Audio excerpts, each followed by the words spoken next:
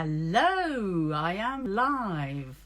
So I thought today I would come live on Instagram. Normally at this time on a Wednesday, I go live on Facebook.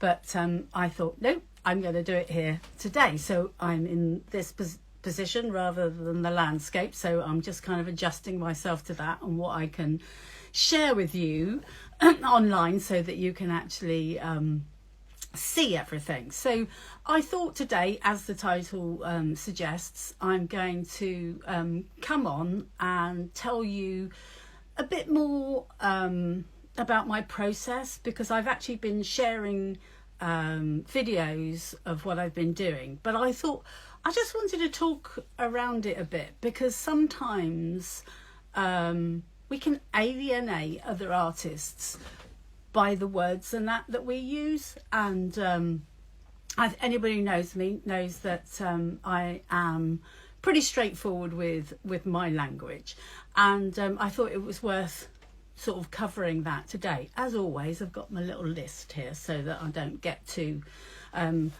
as in terms of our TikTok person that we love, otherwise I might die Greg, and we wouldn't want to do that. And I can see that Steve Wacky Lamps is here. Hi, brilliant. So I wanted to start off because I started this whole month being Artist of the Month here on the Bloomz. I started this whole month sharing my tiger project, and right from the description and getting going, and basically I came to a halt on it.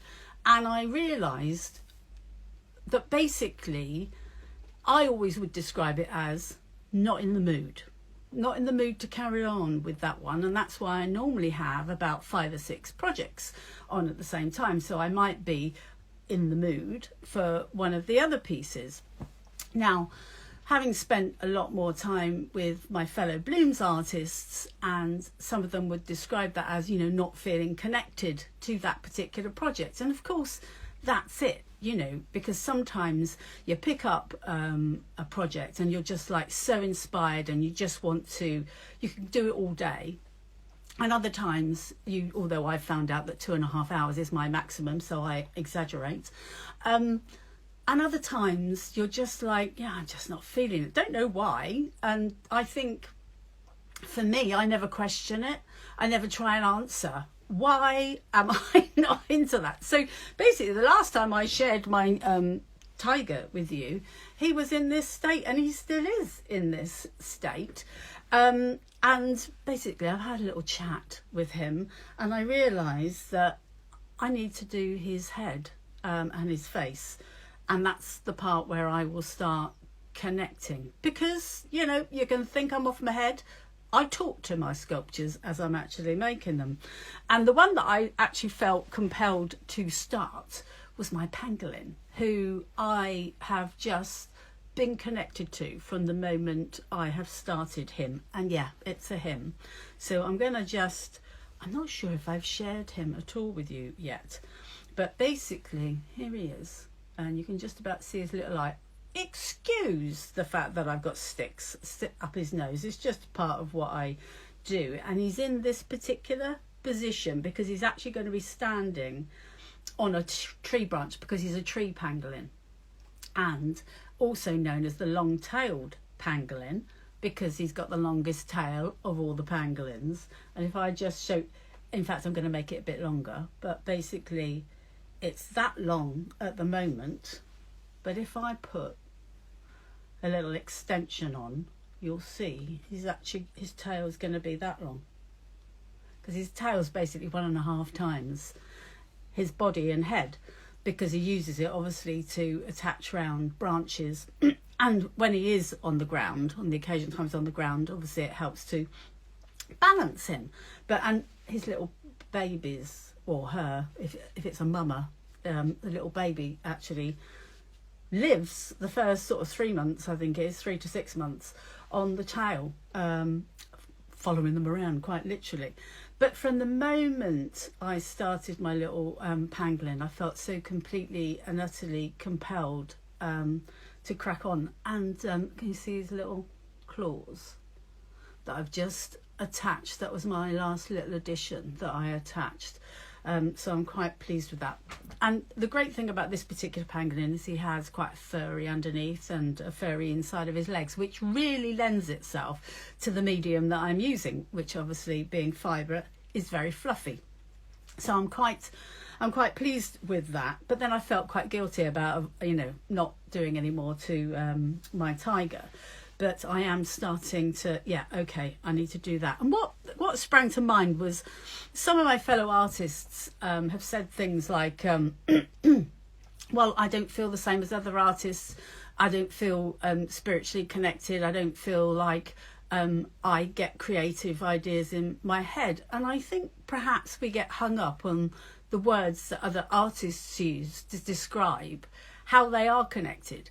And, you don't have to be spiritually connected. You can just feel connected. You can just be in the mood. This particular animal, I love it. And so that's why I'm actually going to produce this animal. I've always loved animals. And that was why the moment I found needle felting or sculptural needle felting, I was compelled to actually be able to produce, lifelike animals.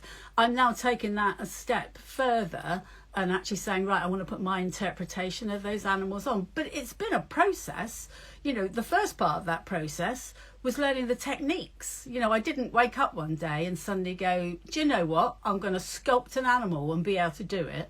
I went through, months of prep and learning the techniques and then getting it absolutely accurate and then saying, well, actually, I want to add a bit more to my pieces. It is a process. And I think anybody who's involved in any kind of art or creative process don't get put off or think that you're in any way different to any other artist. You might use different words to describe how you're connected or why you paint, what you paint, but it doesn't make you any different as an artist. You're still an artist, and that's just your connection. One of the things I'm going to do, in fact, I was just saying to Steve, who's on here at the moment, that on my website I'm going to update it before I do the Contemporary Art Fair, which is going to be at the beginning of March, which I'm really excited about because it is the first art fair, as in just art, not craft and art fairs that I've done. And so I'm going to update my pages, obviously appropriately, but I'm going to actually put a link to a lot of the animals that I choose to do, tiger, pangolin, in the red panda that I'm about to start.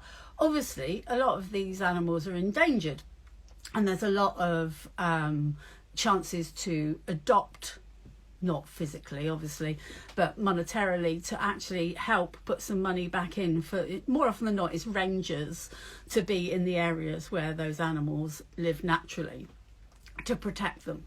And so I'm going to start putting links to the David Shepherd Wildlife Fund, and also there's I've forgotten the name of the pangolin one that I like, where they actually have people on the ground, as it were, and specifically for the African pangolins, which is the one that I'm doing. The long-tailed pangolin, otherwise known as the black-bellied pangolin, is actually an African pangolin. So so I feel quite akin to that. So I thought trying to highlight that to people is a really important thing to me. And then I thought, well, it's all very well saying, the person who buys the piece, I'll put some of that money towards adopting. But actually, that's just one purchase. I don't make thousands of anything. So why don't I put a link on the page where I talk about how I've created it? So if anybody feels inclined, now that they've learnt about that particular animal, they can go and either adopt or just pay the smallest amount that they can afford towards it. And I just thought, that's me. That'll be me doing my bit. So this month that I've been Artist of the Month in the Bloomz, it's will the pangolin be life size? Well, interestingly, you should say that, Steve, because I was just looking up this morning the exact sizes, because I was thinking I need to make sure I get this tail right. And basically the smallest pangolin is in body from nose to bottom is 30 centimetres. So they're between 30 and 35 centimetres. And this little chap is just 30 centimetres. And so his little tail needs to be 50 centimetres. So he will be life size of the smallest. And because the tree pangolins are the smaller ones, you get the giant pangolins and the ground pangolins, and they're big old hefty chaps, obviously, because they, you know, have to, and they live in burrows in the ground, as opposed to the tree pangolins who live in hollows of the trees and are arboreal, as they say. But yeah, he's going to be life size. I don't do many things life size, well, certainly not when it comes to elephants and things like that. So and I've been playing with, I've gone back to the pangolin, obviously I digress from where I'd gone to, and the scales, because the scales are really obviously a very, very important part. That's one of the biggest reasons why they are hunted to extinction, is because of the scales. I'm going to do something very special with the scales, but I'm not going to share that. I'm going to wait till that's actually done to show you what I'm going to do there. But yeah, so what's been really, really good about doing it this month and actually putting the information in a format to share it, because my biggest problem is it was all in here, and the Bloomz artists would say to me, well, Steph, it'd be really good if you actually shared more of your process, how you do and things. And I'm thinking, well, it's such a long process, you know. And so it made me go, right, okay, let me put my thinking down in a format, you know, presentation.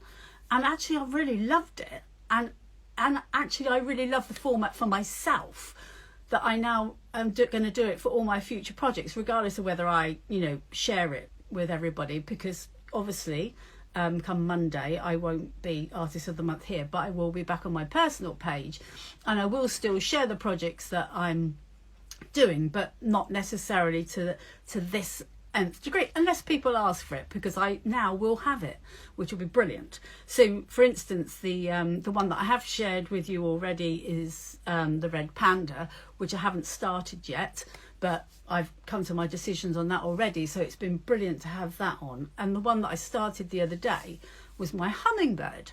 Now, I've done a hummingbird before, and that's on my website if you want to go and see it, which is stephanie-lester.co.uk. But it was a commission. So obviously I produced it and it got sent off to America straight away. And that was obviously very much what my client wanted me to do. But I've always loved these hummingbirds, which have got the really long tails. And in fact, they call it a racket shape feather on the end.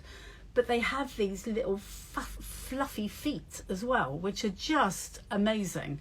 And I've had this picture of these two up in the air, which I've really wanted to produce. And I've now got a new way of doing feathers, which I've learned from Lester Fibre Art in America, and it's a brilliant process. So I think it's going to work brilliantly for those. So I've just started doing my documentation of that, of my thoughts. As with lots of birds, the elaborate colours and the long feathers are the male bird, and the female bird doesn't have those, and she's sort of quite muted, let's say. I was going to say dull, let's not say dull, muted in her colours. So yeah, so I'm really quite excited about that one now. It kind of, everything that I've had in my head is now written down. There's something about that, isn't it, solidifying your thought now that you've actually put it down into presentation or written format. But two projects that I've had in here for a long time, and I've sort of written bits down, and I need to actually put my process together. One is the Dodo, and the exciting thing about the Dodo is obviously extinct, but there obviously are no actual photographs of them. There are people's drawings. So really, it's open completely and utterly to my interpretation of what I think the colours and everything. Hi, Sammy! Of what I think the colours and everything are going to be on the Dodo. And so that's actually, and I've seen a few artists' impressions of where I thought, oh, I'm really loving the idea of really being quite adventurous in the colours and the feathers and the things. And I'm just, I want to now put that through my process of saying, right, this is what I've thought about, these are the colours, and that and then it feels like it's there, it's locked in. And also it means that when I get to that point in a project where I'm going, yeah, I don't want to carry on with that one now, I'm a bit stuck, let me start another one, I've got these projects ready to go. I mean, like my red panda, I've already sorted out. I've got a picture down here of the skeleton and everything to do, so I can just crack on with it, which is brilliant. I mean, Sammy, you'll appreciate this, that, you know, I am not the most organised of people, but this has really helped me to have a sort of like a disorganised organisation, if you know what I mean. So, yeah, so, and the phoenix, okay, so I've actually got a huge nest. It's got it, and it was quite funny because when I saw this nest, because quite often I'll see either a piece of wood or you know, like this case, a nest of twigs where I think, oh God, that's brilliant. I always imagine the Dodo being the drag queen of the animal kingdom. Oh, do you know what, Sammy? That's exactly, I think my Dodo is going to be very much the drag queen. That's perfect. Oh my God, I love it. I love it. Sammy always manages to put my thoughts into words. We must have that connection, you know. So yeah, so sometimes I find a nest or a piece of driftwood or something, and at that point I've had a project in my head, and you just go, yes, oh, can I show you the nest? Yeah, you might, okay, I'm going to have to, you might hear some rustling as I go and get it. Talk amongst yourselves, I'll be 2 secs. You might be able to hear me as I rustle in here. It's very big. Oh, there we go. There we go. Oh, managed to get it out. Okay, are you ready? Is that big enough for you? It's gonna be a nest so that kind of tells you how big this phoenix is going to be, doesn't it? It's like, I mean, it's definitely bigger than my head. So yeah, that's going to be the nest, the burning nest that my phoenix is going to be coming out of. It's going to be huge, absolutely huge. And I've done drawings already of what I'd quite like it to be, but I think I need to start scaling it and deciding. And once again, this process that I've learned for doing feathers is really going to come in handy, because they have such beautiful, and I've already started working about how to bring gold in. How to bring gold in, and obviously with the phoenix, because it's very red and gold. But there was some drawings in the British Library where they did of the phoenix, and I think it was very much related to the Harry Potter movie, but they got some blues in there as well, and I was thinking, oh yeah, and a blue egg and things, and I thought, oh yes, wouldn't that be nice to have the reds and actual golds. And because Sammy, come up with this. If the Dodo is the drag queen of the bird world, what's the phoenix then? Okay, I'll leave that with you to come up with something. Answers on a postcard. But yeah, so I'm going to start documenting that down, because otherwise, to be honest, you know, I have these thoughts in my head and brilliant, and then every time it comes, you go over the same stuff again. So it's going to be so good to be able to refer to these things, because I'm not what's the word? Can't think of the word. Organised is not the word. Disciplined. I'm not disciplined enough normally to go through this kind of process. You could just felt a pile of ash to save time. Oh, ha ha, very funny, Mr. Wacky Lamps, yeah. Oh, she's the Dieter Von Teese. Yes, Sammy, yes, Dieter Von Teese. Very good, excellent. So yeah, so they're very much sort of, well, the Dodo, not so much a big, because, you know, that's not going to be life size. Although it's been brilliant because they do actually have a genuine skull of a dodo in the Natural History Museum in Oxford, which we did go to just before lockdown, and they've done a reproduction life size, you know, which was fabulous to stand that close to that kind of rendition. but I have to say the colours were much more muted than I shall be doing mine. So yeah, very happy with my thoughts. In fact, I've got some nice colours on at the moment, don't I? Feel a bit Dodo-esque, So yeah, so that's exciting. So those so I think I'm going to follow on now with this. Now with regards to recording video of everything, I'm gonna, if I do manage to record more of what I'm doing going forward, I will speed them up. But I think what I might do, because the one that I shared recently, which was of the black cat, it was one of those things where I took photos at particular stages, and that is actually quite a good way, I think, of showing and sharing that. But okay, let's have a look on my list here. I'm obviously I'm being much more organised again, Sammy, looking at my list. Yeah, oh, that's right, because I was saying about language, and sometimes artists judge themselves by other artists and the language that they use. But also in my community, in the needle felting community, there can be very much, you must needle felt everything, or you mustn't bring any other medium into it, or you should use this process, or it's wrong to use this needle, and it's all rubbish, isn't it? I mean, it's certainly the thing which I have loved since I've met the other Bloomz artists, is this freedom of thought to do what you bloody like, basically, and quite right too, because if that's what you're inspired to put on your art piece, that's what you're inspired to do. And call it art.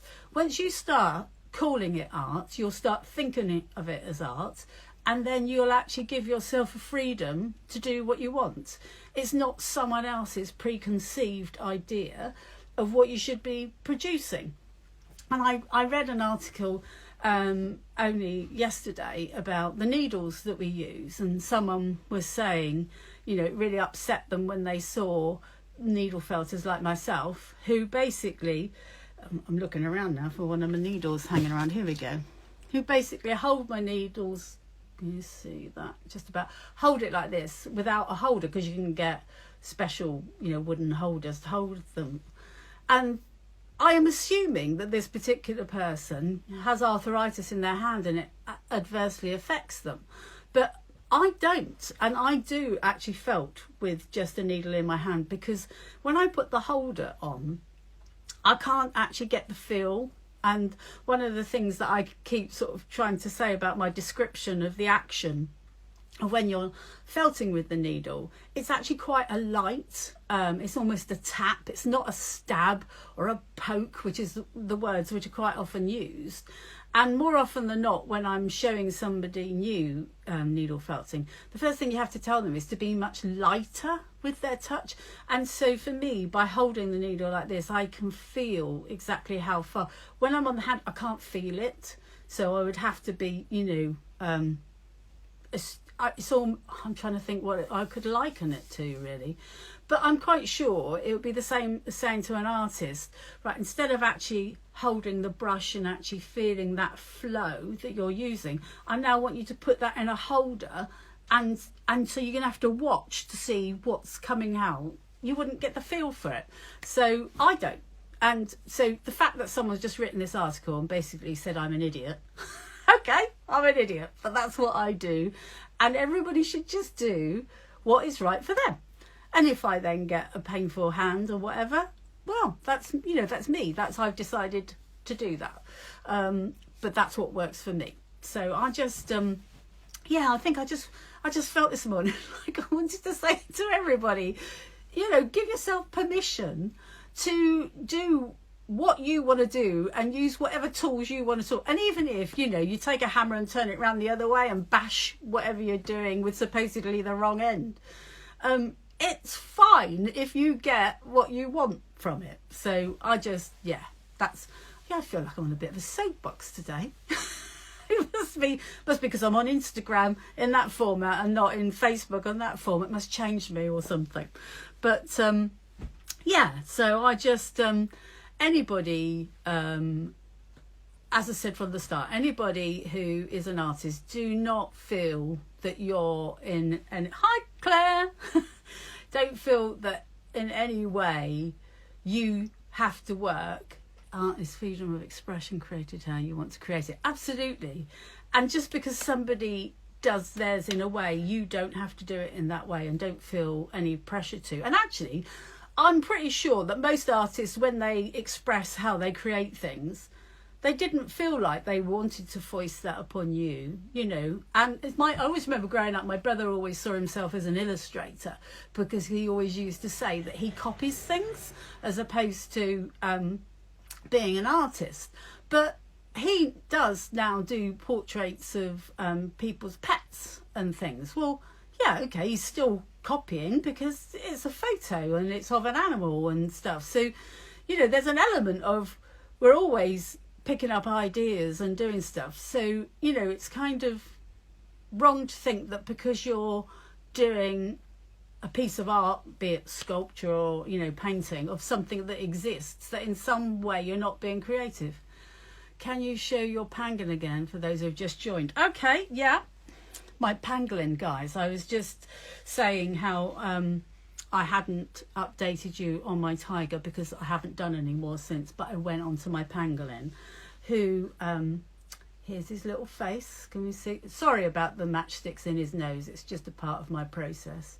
But you can see his little eye, and because he's black, you probably can't see very much his ears. When I've done the finished piece, there'll be a lot more shading on there, so you'll be able to see his ears.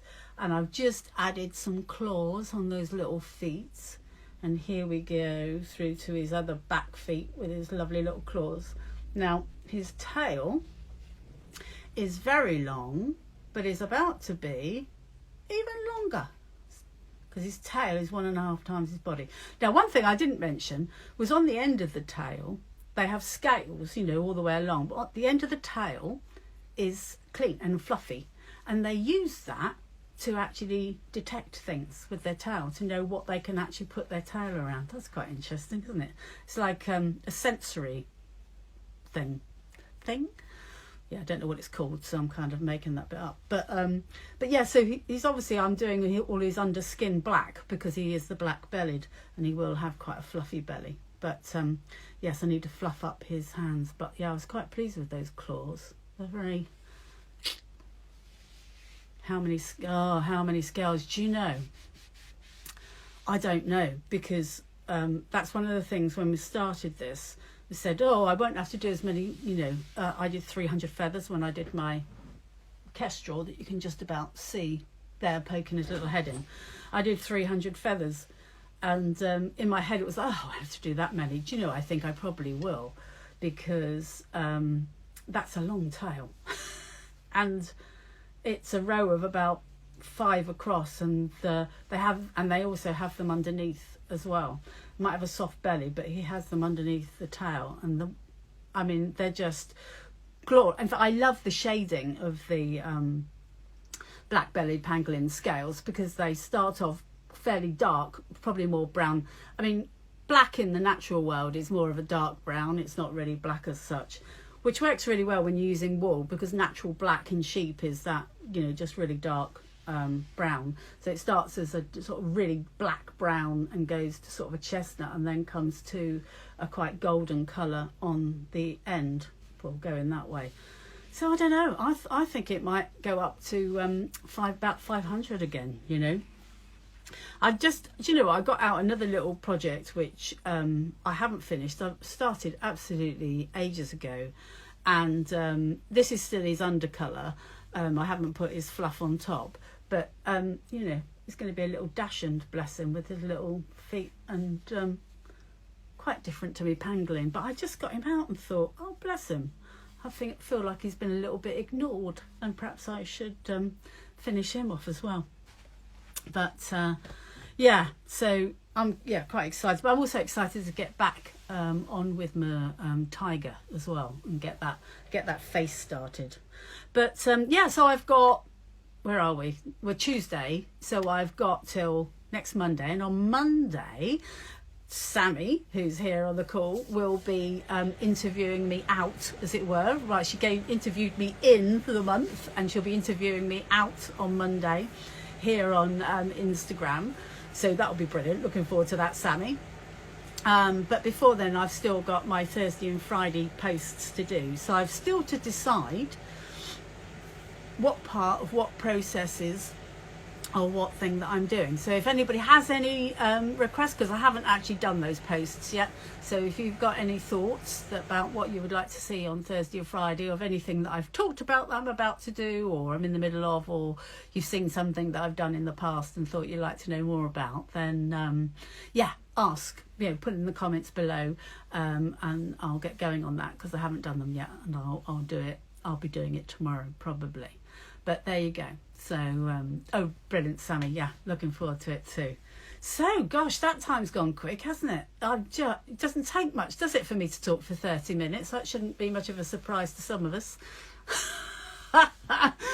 Anyway, so, but yes, I will say Contemporary Art Fair. I've mentioned it lots of times before, but it's beginning of March at Sandown Park. Now, as always, I've never got the exact details in front of me, but on my website, stephanie-lester.co.uk, I have an events and show page, and so I do actually write the details down there of anything that I'm doing. So it is there at the moment, and I believe, is it the 4th and 5th of March? Anyway, it's the first weekend. It's like the Friday evening and the Saturday and the Sunday. I think it's the 4th, 5th and 6th, isn't it? Anyway, it's that weekend. Sandown Park, close to Esher. So if anybody wants to come along and say hi and see some of these projects up close, that would be brilliant. Love to talk to you about the process. But in the meantime, I am going to disappear off, and yeah, see you back here on Monday. Okay, so I'm looking at the screen now. Oh, sorry, Mr. Wacky Lamps has just asked a question. What, just while you're doing that, I'm just looking up to see how you actually get out of the live. Anyway, do I do commissions? Yes, I do commissions, Mr. Wacky Lamps. How hilarious are you? But yes, I do commissions. But in fact, that's why don't I do a post about that? Why don't I do a post about commissions that I do? Right. I'm going to now say properly goodbye and work out how the hell to shut the live down. I'm assuming I just press the X at the top. But bye, everybody. Love you lots.